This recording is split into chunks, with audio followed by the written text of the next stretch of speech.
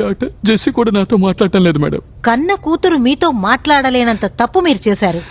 చెప్పండి సార్, అరివి మీకు తెలుసా? నా డాక్టర్ జెస్సీ క్లాస్మేటే అరివి. ఒకరోజు పేరెంట్స్తో ఏదో ప్రాబ్లం అని చెప్పి మా ఇంట్లోనే కొద్ది రోజులు ఉంది. తను కూడా నా కూతురు లాంటిదే మేడం. కూతురు లాంటిదే కానీ కూతురు కాదనేగా ఆ తప్పు చేశారు. ఏం మనిషి సార్ మీరు? ఈ వయసులో మీకు కాస్తైన మానవత్వం ఉండొద్దు. సందర్భం అలా. మేడం, అతను చెప్పేది ఏది సరిగా వినపడలేదు.